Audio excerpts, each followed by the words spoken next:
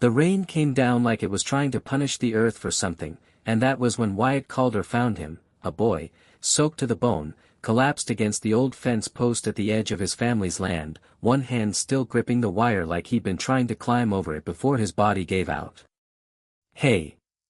Hey, can you hear me?" Wyatt dropped to his knees in the mud, pulling the stranger's face up out of the water pooling beneath him. Dark hair plastered to pale skin. Lips going blue at the edges. A stranger who looked barely old enough to be out here alone, but old enough, 19, maybe 20, old enough that Wyatt's chest tightened with something more complicated than pity. The boy's eyes fluttered open. Green, or maybe gray, it was hard to tell in the stormlight. "Please," he whispered, so quiet Wyatt had to lean in to catch it over the thunder. "Don't send me back." Wyatt didn't know this boy's name yet. Didn't know what he was running from, or who. All he knew was that something in that whispered plea cracked something open in his own chest, an old door he'd nailed shut a long time ago. He scooped the stranger up like he weighed nothing at all and carried him toward the farmhouse lights glowing gold through the rain. He had no idea, carrying that boy through the storm, that he was carrying the rest of his life. Wyatt laid him on the couch closest to the fireplace and got the fire roaring before he even peeled off his own soaked jacket. He'd lived alone on this land for 3 years now, ever since his father passed and left him the 200 acres and the debts that came with it. He wasn't used to having anyone else's breathing to listen to in the quiet of his house. But he found himself listening now, counting the rise and fall of the stranger's chest like it mattered more than anything had in a long time. By the time the boy's eyes opened again, color had come back into his cheeks, and Wyatt had a blanket wrapped around his shoulders and a mug of coffee he wasn't sure the kid would even want. "Where am I?" The voice was stronger now, rasping but clearer. "Calder Farm. About 40 minutes outside town, if that means anything to you." Wyatt sat back on his heels, keeping distance, the way you would with a spooked horse. "You were half frozen against my fence. What's your name?" The boy hesitated so long Wyatt thought he might not answer at all. "Eli," he finally said. "Eli Marsh." "Well, Eli Marsh. You want to tell me why you were out in that storm looking like you were running from the devil himself?" Eli's eyes dropped to the blanket in his lap, and something in his face closed like a fist. "Not really." Wyatt didn't push. He recognized the look. He'd worn it himself, once, a long time ago, back when his own father had found out things about him that a father in this town wasn't supposed to know. He just nodded slowly and stood, moving toward the kitchen. "Fair enough. You're welcome to stay the night. Storm's not letting up anytime soon, and there's no sense sending you back out into that." He didn't see the way Eli watched him walk away, didn't see the way something in the boy's guarded eyes softened, just slightly, at the offer. But he would come to know that look very well, in the weeks that followed. Morning came clean and blue after the storm, the kind of sky that made a man forget the ugliness of the night before. Wyatt was already up and out with the cattle by the time Eli wandered onto the porch, wrapped in one of Wyatt's old flannel shirts, looking like he didn't quite know what to do with himself in a world that had suddenly gone quiet and kind. "You always work this early?" Eli called out, voice rough with sleep. Wyatt looked up from where he was mending a section of fence, and something in his chest did a small, unfamiliar flip at the sight of Eli standing there in his shirt, hair a mess, sunlight catching gold in the strands. "Cows don't care what time you'd like to sleep in," Wyatt said, fighting the smile tugging at his mouth. "You hungry?" "There's eggs in the kitchen, if you can manage not to burn the place down." "I'll have you know I'm an excellent cook," Eli said, crossing his arms, and there was the first flash of a personality underneath all that fear from the night before. A spark. Wyatt found he wanted to see more of it. "That's so." Wyatt set down his tools and walked toward the porch, wiping his hands on his jeans. "Prove it, then."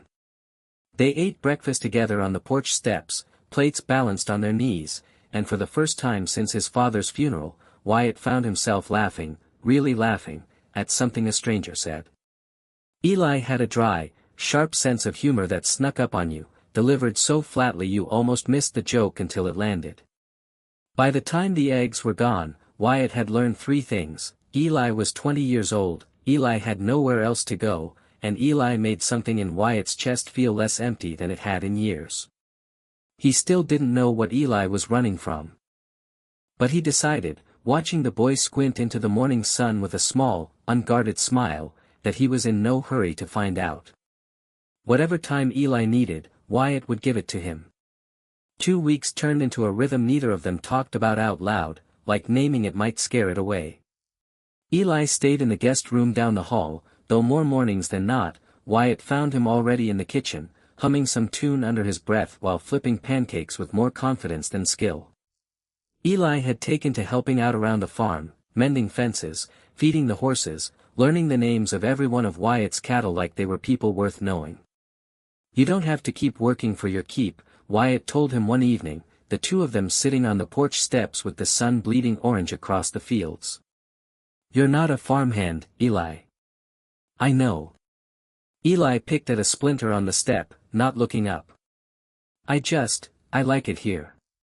I like being useful. Feels better than sitting around thinking." Wyatt understood that more than he let on. He'd spent 3 years drowning himself in work so he wouldn't have to sit still with his own thoughts either. "Thinking about what you ran from?" Eli went quiet, and Wyatt thought maybe he'd pushed too far this time. But then Eli spoke, voice barely above the evening breeze. "My family found letters. From a guy I was seeing back home. My dad said some things I'm not ready to repeat, and then he told me to pack a bag." He laughed, but it wasn't really a laugh at all. "So I packed a bag. I didn't really have a plan past that." Wyatt felt something in his chest twist tight with an anger he had no right to, not really, not for a father he'd never met. But he understood the shape of that particular pain better than most. "I'm sorry," he said quietly. "That's not right. None of that was right, what he did to you." Eli finally looked up, eyes glassy in the fading light. "You don't seem surprised." "About the guy thing?" Wyatt held his gaze, feeling something shift in the air between them, something that had been building quietly under the surface of every shared meal and easy laugh for 2 weeks now. "I'm not," he said. "I'm not surprised, and I'm not," he stopped, throat tightening around words he hadn't said out loud in years. "I'm not exactly straight myself, Eli."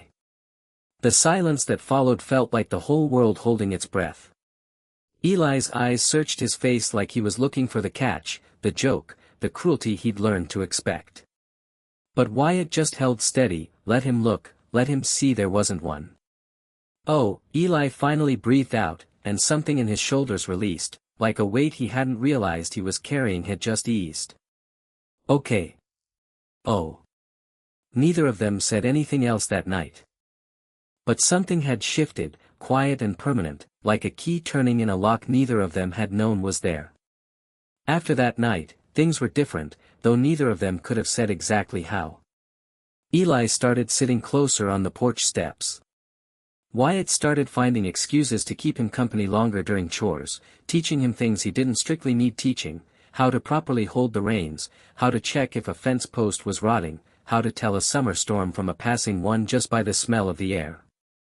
"You're doing it wrong," Wyatt said one afternoon, coming up behind Eli at the fence line, close enough that Eli could feel the warmth radiating off him even through the summer heat. "Here." He reached around, hands settling over Eli's on the wire stretcher, guiding the motion. Eli went very still. He was aware, suddenly, of everything, the calluses on Wyatt's palms, the steady sound of his breathing right by Eli's ear, the fact that neither of them had moved apart even after the lesson was clearly finished. "Like this?" Eli asked, voice quieter than he meant it to be.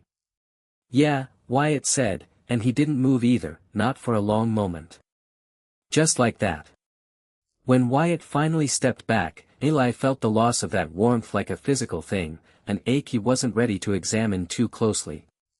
He turned around to find Wyatt watching him with an expression he couldn't quite name, something careful, something hungry, something that made Eli's pulse pick up under his skin. "Wyatt," Eli started, not even sure what he meant to say next. "Don't," Wyatt said gently, but he didn't step further back either. "Don't say something you might regret because of a moment, Eli. I don't want that. Not with you. What if I'm not going to regret it?" The question hung between them, heavy and electric, the kind of silence that felt louder than any words could have been. Wyatt's eyes dropped, just briefly, to Eli's mouth, and Eli felt his whole body lean toward that looked like a plant towards sunlight. But then a truck horn sounded from the road, a neighbor passing by, and the moment shattered as quickly as it had built. "We should finish this fence before dark," Wyatt said, voice rough, stepping back fully now. But Eli caught the way his hands weren't quite steady as he picked the tools back up, and he held on to that small, trembling proof that he wasn't imagining any of this. The county fair came at the end of July, and half the town turned out for it, string lights over the fairgrounds, the smell of fried food and hay, kids running between game booths while their parents caught up on gossip. Wyatt hadn't been in years, not since before his father died, but Eli had begged so sweetly that he found himself unable to say no. "You're going to lose that ring toss," Eli said, grinning as Wyatt lined up his third failed attempt.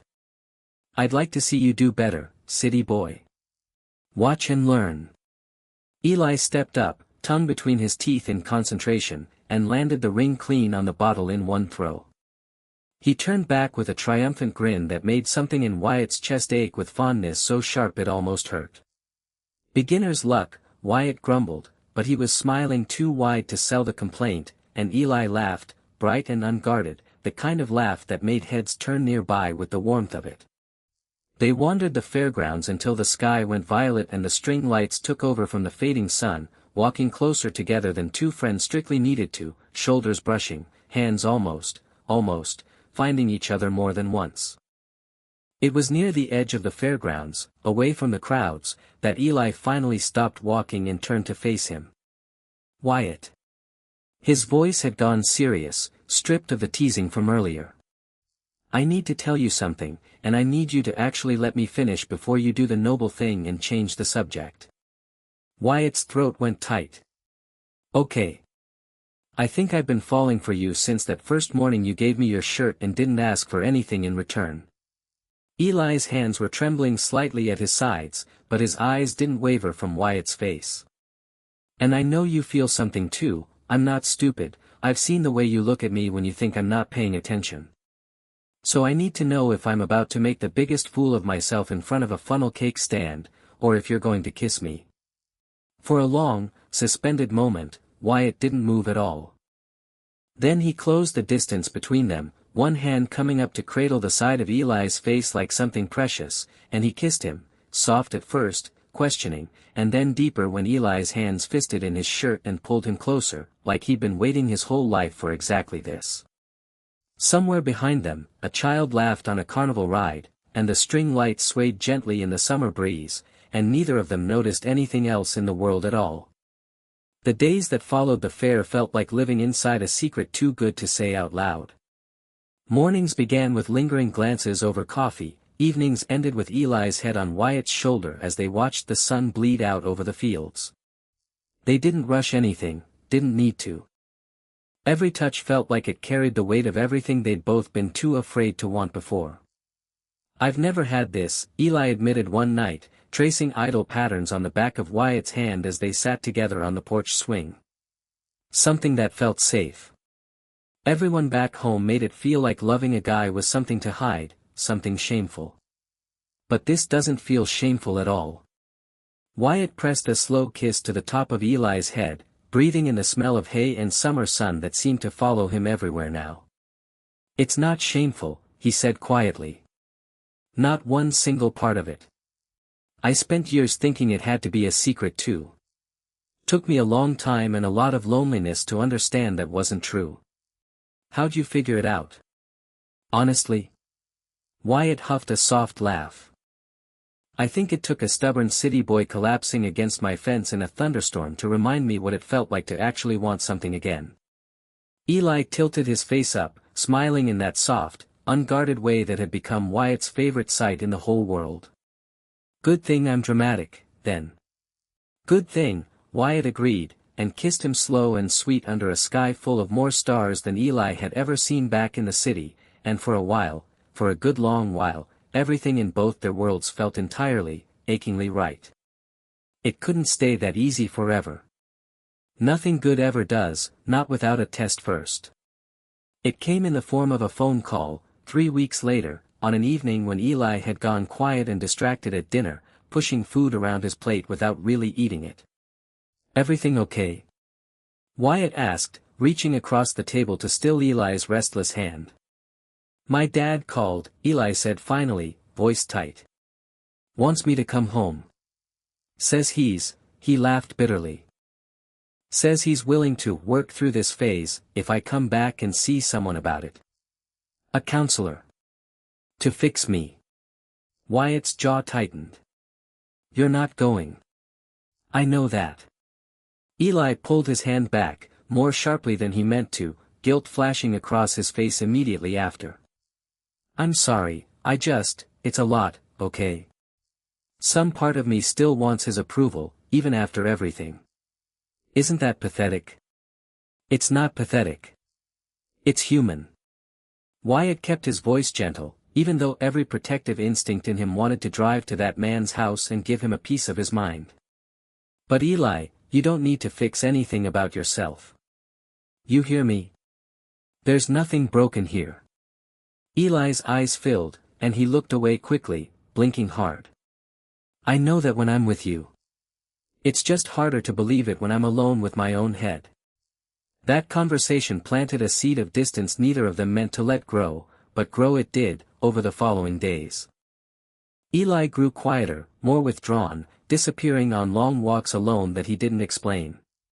Wyatt, unsure how to reach him, gave him space that started to feel less like patience and more like a widening gap between them.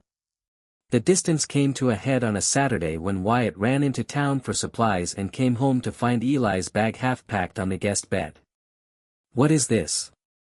Wyatt's voice cracked on the question, panic rising fast and sharp in his chest.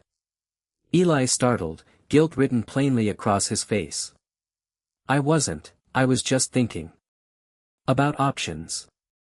In case I need to go somewhere, in case things don't," he stopped, frustrated with himself. "I don't know what I'm doing, Wyatt. I don't know how to be someone people don't eventually give up on. I'm not going to give up on you." Wyatt crossed the room in 3 strides, hands coming up to frame Eli's face, forcing him to meet his eyes. "Why would you think that?" "Because everyone always has." Eli's voice broke on the words, months of buried fear finally cracking through the surface. "My parents did. My friends back home did, the second they found out. I keep waiting for the moment you realize I'm more trouble than I'm worth, and I don't know how to stop bracing for it." Wyatt felt his own eyes sting, fierce and sudden. "Eli, listen to me. I have never once, not for a single second, thought you were trouble. I think you're the best thing that's walked onto this land since I was a boy.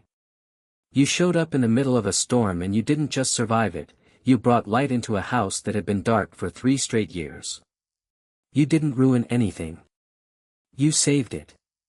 Eli's breath hitched, tears finally spilling over as Wyatt pulled him close, one hand cradling the back of his head.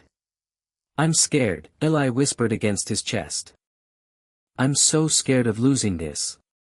"You're not going to lose it," Wyatt murmured into his hair, voice steady even as his own heart pounded hard against his ribs. "Not unless you walk away from it yourself. And even then, I don't think I'd stop loving you. I don't think I know how to do that anymore." It was the first time either of them had said the word out loud. It hung in the air between them, enormous and undeniable, and Eli pulled back just far enough to search Wyatt's face, like he needed to be sure he'd heard it right. "You love me." "I love you," Wyatt said again, clearer this time, like a vow. "Completely.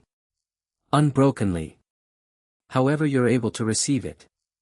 But saying it and believing it fully were 2 different mountains to climb, and Eli's fear didn't dissolve overnight just because the words had finally been spoken. 2 days later, his father called again, angrier this time, crueler, threatening to cut Eli off from every family connection he had left if he didn't come home immediately and get serious about fixing this. Eli hung up the phone shaking, and instead of turning to Wyatt, he did what old fear had trained him to do, he ran. He didn't get far. Wyatt found him an hour later sitting in the truck at the edge of the property, engine off, hands white-knuckled on the wheel, staring at nothing. "You weren't actually going to leave without saying goodbye," Wyatt said quietly, opening the passenger door and sliding in beside him. "It wasn't a question. I don't know what I was doing." Eli's voice was raw. "I panicked. I always panic. I don't know how to just stay when things get hard. I've never had practice at it." "Then let's get you some practice." Wyatt reached over and took his hand, steady and warm despite everything. "Right here, right now. Stay. Just for this conversation. That's all I'm asking." Eli finally turned to look at him, eyes red-rimmed but clearer than they'd been in days. "What if I'm always going to be like this? Scared, and running, and hard to love? Then I'll love you through the scared parts too." Wyatt lifted their joined hands, pressing a kiss to Eli's knuckles. "That's what this is, Eli. That's the whole deal. Not just the easy mornings and the county fair kisses. This too. The hard nights. The fear. All of it." Eli let out a shuddering breath, something in his chest finally loosening after weeks of holding too tight. "My dad wants me to come home and be someone I'm not." "Then don't go." Wyatt's voice was fierce and certain. "You don't owe him a version of yourself that makes him comfortable. You get to choose your own home now. And for whatever it's worth, I'd very much like it to be here. With me. For as long as you'll have it." The tears came freely then, but they weren't the same kind as before, not fear, but relief, the particular ache of finally being fully seen and staying anyway. Eli leaned across the truck seat and kissed him, slow and searching, both of them holding on like the storm had finally, truly passed. Autumn came gold and slow across Calder land, and with it came a kind of peace neither of them had let themselves fully believe in before. Eli called his father one final time, not to beg for understanding, but to say goodbye to who he used to pretend to be.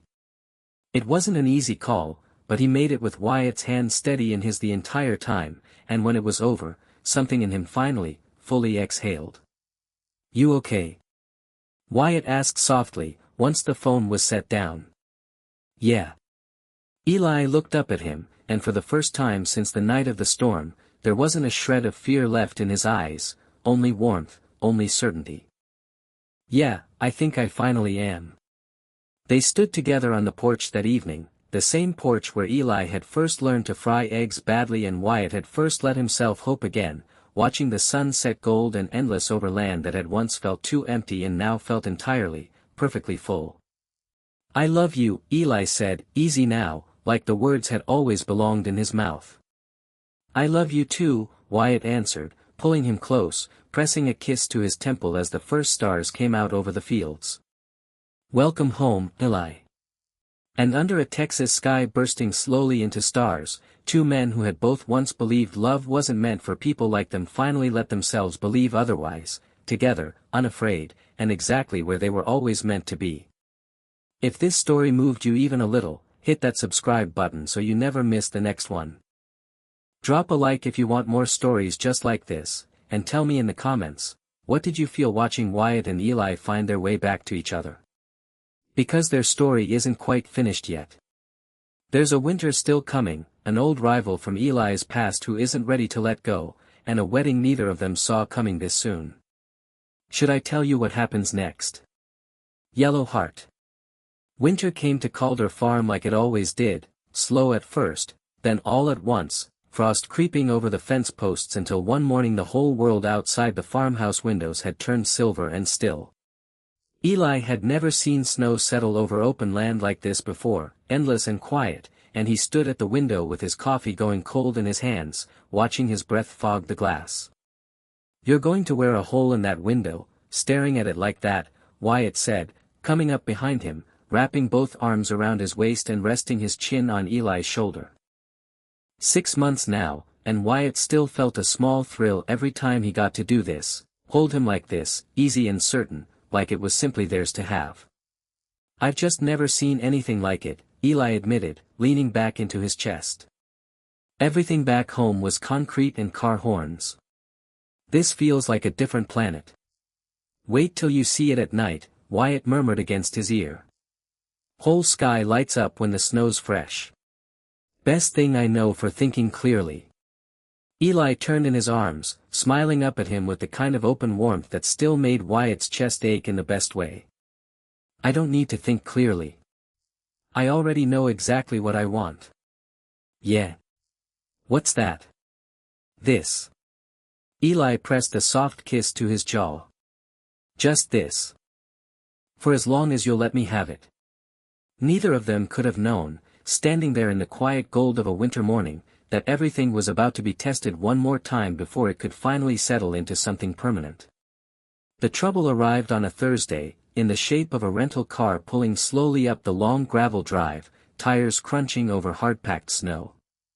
Wyatt was out mending the barn roof when he spotted it, and something in his gut went tight and wary before he even saw who climbed out of the driver's seat. Eli came out onto the porch at the sound of the engine, and Wyatt watched his whole body go rigid. "Who is that?" Wyatt called down, already climbing off the ladder. Eli's voice, when it came, was tight and strange. "That's Marcus." The name meant nothing to Wyatt yet, but the way Eli said it, careful, coiled, like a wound he hadn't finished healing, told him everything he needed to know about how much it was going to matter. Marcus was tall, dark-haired, dressed like the city hadn't quite let go of him yet even out here in the snow. He crossed the yard with an easy, confident stride that set Wyatt's teeth on edge before the man had said a single word. "Eli." Marcus's voice was warm, familiar in a way that made something possessive and unfamiliar coil low in Wyatt's chest. "God, look at you. You look different. Happier, maybe." "What are you doing here, Marcus?" Eli's arms were crossed tight over his chest, and Wyatt noted, with some small relief, that there was no warmth returned in his tone at all. "Your dad reached out to me. Said you might need, I don't know, a familiar face. Someone who understands where you came from." Marcus's eyes flicked, briefly, deliberately, toward Wyatt, sizing him up in a way that made Wyatt's jaw tighten. "I was worried about you. You weren't worried about me 2 years ago when you told everyone at school what you'd found in my messages," Eli said, voice flat and cold in a way Wyatt had never heard from him before. "That's who you are to me, Marcus. Not a friend. Not someone I need checking in on me." Wyatt stepped forward then, close enough that his shoulder brushed Eli's, a silent, deliberate show of where he stood. "I think you should head back to wherever you're staying," Wyatt said evenly, though there was steel under the calm. "Eli's got a home here. He doesn't need reminding of the ones that hurt him." Something flickered across Marcus's face, annoyance, maybe, or the particular sting of being seen through completely. But he only smiled, thin and unbothered, and shrugged. "Sure. No harm done. Just came to talk." His eyes cut back to Eli one last time before he turned to leave. "For what it's worth, I am sorry. About all of it. I was young and stupid and scared myself, back then." Eli didn't answer.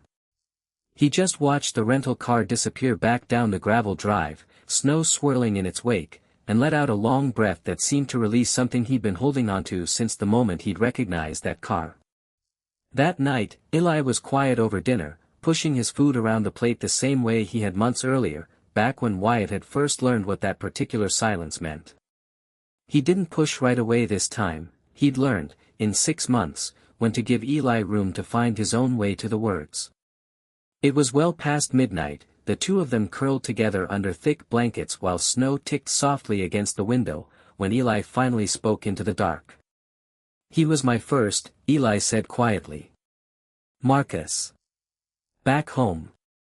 I thought, God, I thought I loved him. I was 17 and stupid, and he made me feel like I wasn't alone in the world for once. Wyatt's arms tightened around him instinctively, but he said nothing, letting Eli find the shape of the story at his own pace. He outed me, Eli continued, voice thinner now. On purpose. To half our school, because he got scared someone was going to find out about him, and he decided it was safer if it looked like I'd been the one pursuing him. Told everyone I'd been obsessed with him, made things up, made me the villain of my own story so he could stay hidden. He let out a shaky breath. That's when everything with my parents really started. That's the whole reason this year happened at all. Wyatt felt a fierce, protective anger rise in his chest, sharp enough to steal his breath for a moment. He doesn't get to do that and then show up here like he's owed something. Like he's owed anything from you at all. I know. Eli turned in his arms to face him, eyes glassy in the moonlight through the window. I know that with my head. But some old, stupid part of me still felt something today, seeing him. Not love.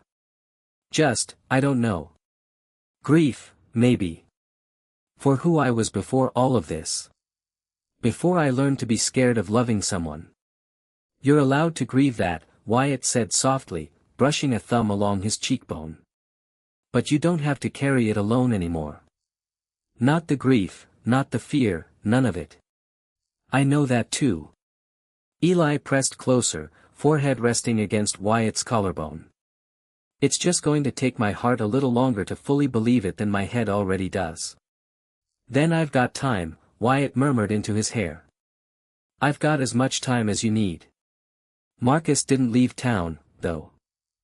That was the trouble neither of them had anticipated, that a ghost from the past might decide to linger, might decide that watching Eli build something whole and happy without him was somehow an invitation rather than a closed door.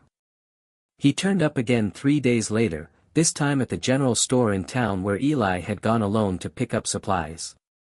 Wyatt heard about it only after the fact, when Eli came home pale and shaken, hands trembling slightly as he set the grocery bags down on the counter.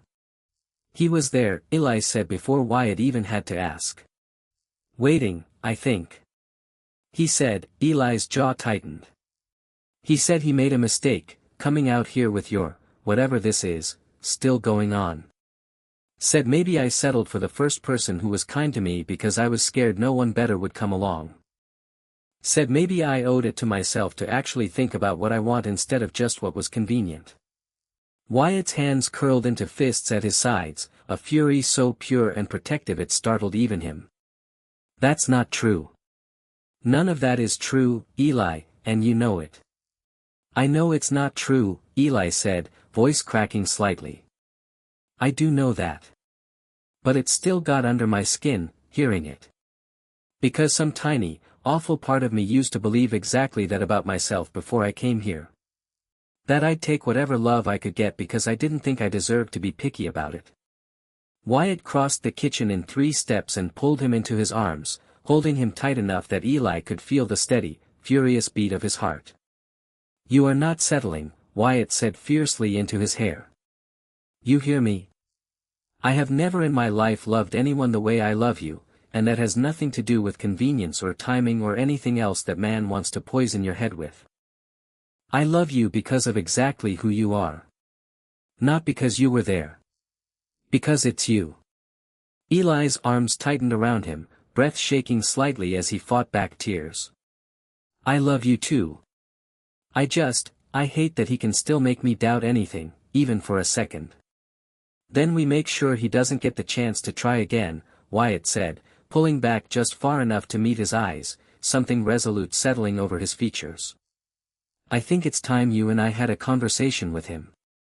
Together. So he understands, clearly, that this isn't a door he gets to keep knocking on. They found Marcus at the motel on the edge of town 2 days later, and the conversation that followed was neither loud nor cruel, just clear, unwavering, the kind of finality that left no room for future doubt. I don't know what you came here hoping to accomplish, Wyatt said evenly, standing beside Eli with their shoulders touching, a united front Marcus clearly hadn't expected. But Eli doesn't owe you closure, and he certainly doesn't owe you a second chance at hurting him. I never wanted to hurt him, Marcus said, and for the first time, something genuine cracked through his composed surface. I was a coward. I know that. I've known it for 2 years. I thought maybe, if I could just talk to him, explain myself. You don't get to use my healing as an opportunity for your apology tour, Eli said, voice steady in a way that made Wyatt's chest swell with quiet pride. What you did broke something in me that took a long time and a lot of pain to rebuild. I don't hate you anymore, Marcus. I mean that. But I also don't need anything else from you. I've built a life now. A whole, happy life, with someone who has never once made me feel like I needed to be hidden or ashamed. Marcus's eyes flicked between them, something like genuine understanding finally settling into his expression. He looks at you the way I always wished I'd had the courage to, he said quietly, almost to himself. I'm glad you found that, Eli. I really am. I'm sorry it wasn't ever going to be me. Me too, Eli said, not unkindly. But I'm glad, now, that it wasn't.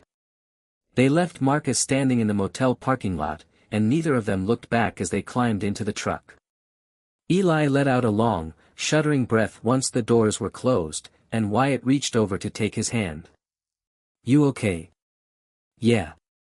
Eli laced their fingers together, something settling and finally, fully closing in his chest. Yeah, I actually think I am. That's the last piece of the old version of me finally letting go, I think. Good riddance to it, Wyatt said, pressing a kiss to his knuckles. Let's go home.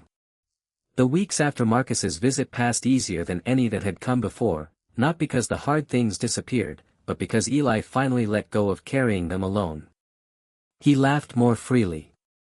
He stopped flinching at his phone whenever it rang. He started talking, hesitantly at first and then with growing confidence, about the future, about staying, about building something permanent out of the life that had started so unexpectedly in a thunderstorm almost a year before. It was on a clear February night, snow crunching underfoot as they walked out to the old fence line where it had all begun, that Wyatt finally worked up the courage to say the thing he'd been carrying in his chest for weeks. You remember this spot? Wyatt asked, stopping beside the same fence post where he'd found Eli collapsed nearly a year ago now. Hard to forget, Eli said, smiling up at the star-scattered sky. Worst night of my life turned into the best thing that ever happened to me. I've been thinking about that a lot, actually. About how something so broken turned into something this whole. Wyatt turned to face him fully, and Eli's breath caught at the raw sincerity written plainly across his features. I don't want to just be the guy who found you in a storm anymore, Eli. I want to be the guy you come home to for the rest of your life. If you'll have me. Eli's eyes went wide, hand coming up to cover his mouth as Wyatt dropped to one knee in the snow, pulling a small ring from his coat pocket, simple, unshowy, exactly the kind of thing Eli would have chosen for himself. Marry me, Wyatt said, voice steady despite the racing of his own heart. Let's build a whole life out here together. Let's make this land, this house, this whole future, let's make it ours. Officially. Permanently. Yes, Eli breathed out before Wyatt had even fully finished, tears freezing at the edges of his lashes in the cold night air. Yes, of course, yes. Wyatt slid the ring onto his trembling finger and rose to pull him close, kissing him slow and full of promise under the same wide winter sky that had watched over every quiet, precious moment of the year that brought them here. Spring came early that year, thawing the frost off Calder land in time for a wedding neither of them had ever thought they'd get to have, not out here, not in a town that had spent so long teaching Wyatt to keep quiet about exactly who he was. But the town surprised them both. Neighbors who'd known Wyatt's father showed up with folding chairs and covered dishes. Old friends of Eli's, reconnected slowly over the year, drove hours to stand witness. Even a few unexpected faces from town, people neither of them had been sure would approve, turned up simply to say congratulations and mean it. They were married in a field behind the farmhouse, string lights hung between the old oak trees, the same fence line visible in the distance where it had all begun. Eli wore soft gray, Wyatt wore his father's old boots polished to a shine, and when they finally stood face to face under the makeshift arch of white flowers, neither of them could quite find words steady enough for the moment. "I found you broken in a storm," Wyatt said instead, voice thick with emotion as he held both of Eli's hands in his, "and somehow you're the one who put me back together instead. I didn't know I was lost until you showed me what it felt like to be found too. You gave me a home when I didn't think I had the right to want one," Eli answered, tears slipping freely down his face now, unashamed and unafraid in front of everyone gathered to watch. "You taught me that love doesn't have to be something you hide. I get to spend the rest of my life thanking you for that." When they kissed as husbands for the first time, the whole gathered crowd rose to their feet, and somewhere above them, the last of the winter clouds finally broke apart to let the spring sun through, warm and golden and endless, exactly the way it had felt that very first morning Eli woke up safe on Wyatt's porch, wrapped in his shirt, wrapped in the beginning of everything good that was still to come. A year later, the farmhouse looked much the same from the outside, same porch, same fence line, same field stretching gold toward the horizon. But inside, it had become something entirely new, a home built by two men who had both once believed love wasn't meant for people like them, and who had found, together, that they were wrong. Eli still burned the eggs sometimes. Wyatt still teased him for it every single time. They still sat on the porch steps most evenings, watching the sun go down over land that had once felt too empty and now felt, in every way that mattered, completely full. "Any regrets?" Wyatt asked one evening, an old joke between them now, the answer always the same. "Only that it took a thunderstorm to get me here," Eli said, leaning into his husband's side, watching the stars start to scatter across a sky that had witnessed the whole of their story. "But I'd walk through it again. Every time. If it meant ending up right here." If Wyatt and Eli's story stayed with you, don't scroll past without hitting subscribe. There are more stories like this one coming, and I don't want you to miss a single one. Drop a like if this journey moved you, and tell me in the comments, which moment hit you hardest. The storm? The proposal? The wedding under the oak trees? Their story might be finished, but there are so many more waiting to be told. Which couple should I tell you about next? Yellow Heart.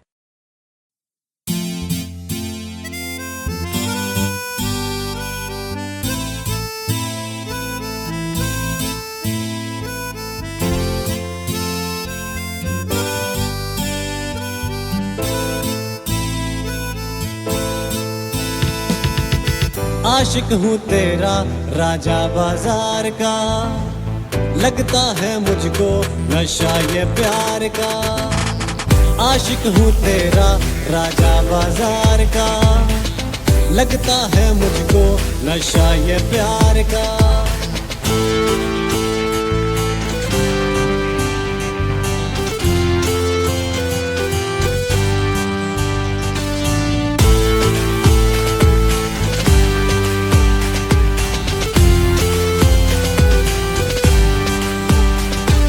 मुस्कुरा के बात करती हो, आदतें खराब करती हो। ना दिखो बेताब लगता हूँ, आशिक बेहिसाब लगता हूँ। ऐसा नशा है तेरे दीदार का, आशिक हूँ तेरा राजा बाजार का, लगता है मुझको नशा ये प्यार का।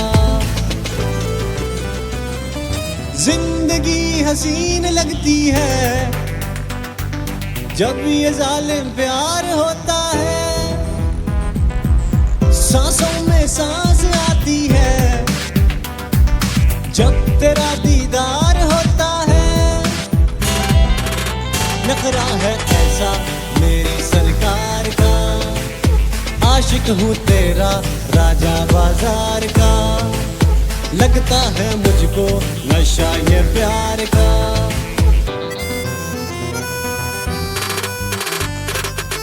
नखरा इसका टॉप पर आती है टिकटॉक पर, नैनो से है नैन मिलाती, लड़कों के है दिल जलाती, पिंडी में है चर्चा इसका, मीरा जितना खर्चा इसका। मैंने बोला इसको मेट्रो में बिठाऊंगा, कैपिटल ले जाऊंगा, F7 भी घुमाऊंगा, मोनाल भी दिखाऊंगा, सेंटोरस भी ले जाऊंगा। आशिक हूँ तेरा राजा बाजार का, लगता है मुझको नशा ये प्यार का।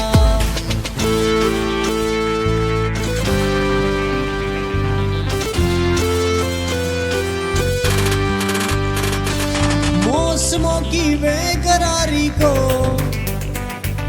आजमा के जान जाओगी, हिज्र की आजमाइश में एक दिन पहचान जाओगी। कहना है मेरे दिल बेकरार का, आशिक हूँ तेरा राजा बाजार का, लगता है मुझको नशा ये प्यार